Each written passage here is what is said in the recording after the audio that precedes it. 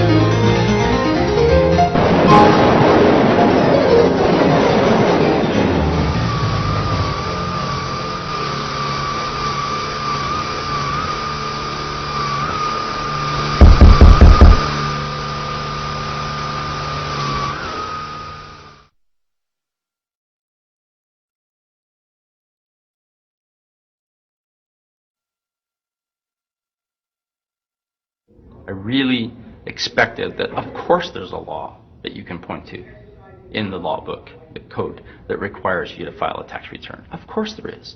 Maybe I don't know what it is right then as he was speaking to me, but sure. So naively, I agreed to go off and research it and get back to him. 3.5 months later, I was at that point where I couldn't find the statute that clearly made a person liable, at least not me and most people I know. And I had no choice in my mind except to resign. I had to leave the IRS because I presented evidence that I had accumulated indicating that the agency was violating the law and violating people's rights. And I asked the agency for a response to my sincere concerns.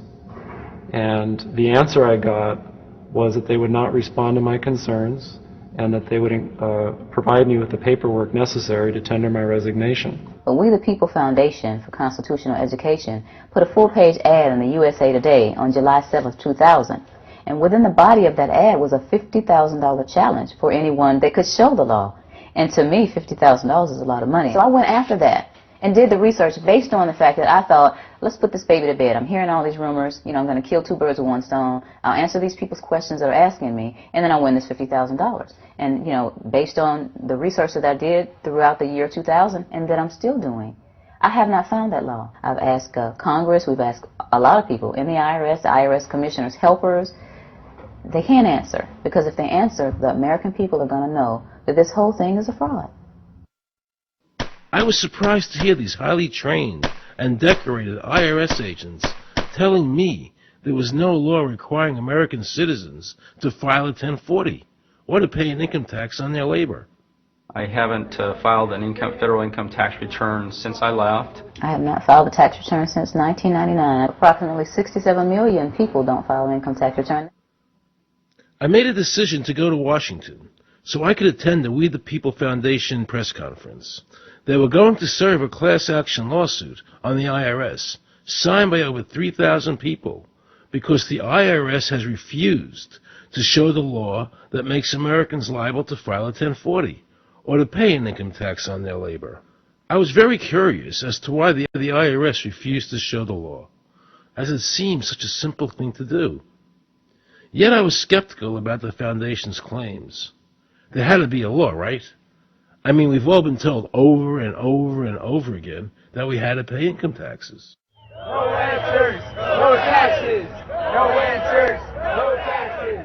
No answers, no taxes. Most people believe that the income tax system is legal and that the revenue from the tax is used in the public interest.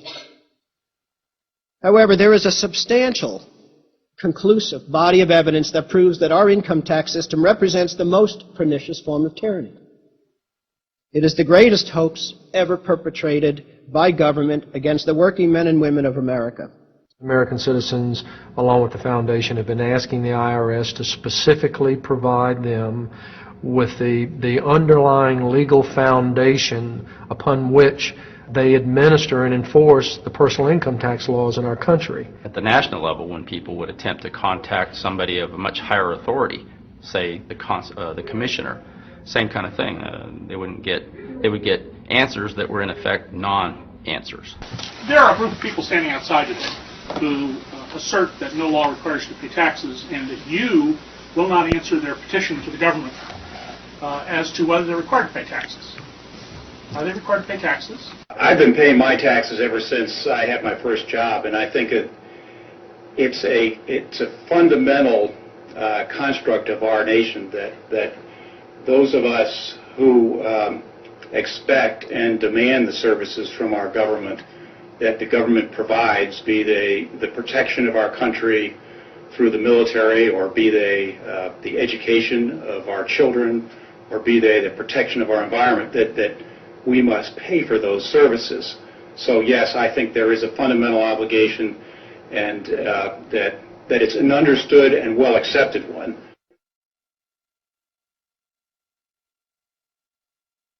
Why do you think you've been able to get away with not paying or filing your income taxes for so long? Well, first of all, I've not gotten away with anything. I'm not hiding from anyone. I'm simply asking the IRS to show me the laws that apparently require me to do these things, and they are suspiciously reticent to answer questions from me, and of course there are millions of other people, many other organizations who have attempted to get answers. They act very suspiciously when asked to simply sit down at the table with the American people and discuss what their obligations are. Rather than pulling up a chair, they pull out a club. As a matter of fact, David K. Johnston of the New York Times asked Terry Lemons of the IRS, why won't the IRS answer the questions set forth in the petitions from the American people? Mr. Lemons' response was, the government is answering the questions through enforcement actions in the courts. This is a very chilling remark on the government's use of brute force instead of civility and logic. The federal government itself refuses to provide the American people who are coercively being subjected to this extraction of their private property without any underlying legal justification. There is no law that requires the average American worker in the private sector to pay a direct, unapportioned tax on their labor and compensation for services. There is no law. The march will stop in front of the IRS building. They are now going to serve a class action lawsuit on the IRS. Very courageous.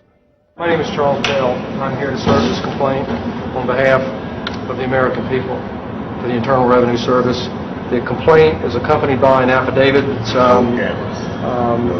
under the hand of Robert Schultz. Case was served. We'll call you with the case number.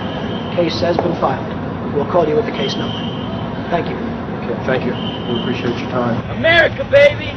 Freedom! Today, effectively, the people have said to their servant government that that our rights are not going to be any longer denied, and that we're going to have answers to our petition, our legitimate, lawful petitions for redress of grievances, which are guaranteed in the First Amendment to our Constitution. So, once and for all, we will get an answer. On August 31st, 2005, federal judge Emmett Sullivan ruled, the government does not have to answer the American people's questions, even though it is guaranteed in the First Amendment. Our courts have made a decision that government does not have to show the law that it enforces. And the press never reported on this. Have we given this judge the authority to overrule the Constitution, the very foundation of American life?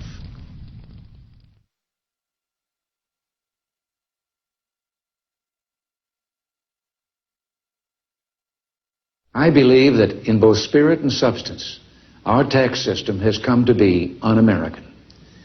Death and taxes may be inevitable, but unjust taxes are not. When President Reagan was elected, one of the first things that he did was appoint a blue ribbon panel of business people headed by Peter Grace, and is commonly referred to as the Grace Commission. And their job was to research all the various areas of the federal government and make a report. One of the quotes from the Grace Commission is, 100% of what is collected is absorbed solely by interest on the federal debt. All individual income tax revenues are gone before 1 nickel is spent on the services taxpayers expect from government. If we pay the salaries of the congressmen and the senators, we're supporting them, aren't we? Well, yes. Yeah. Well, then why can't we list them as dependents and deduct them?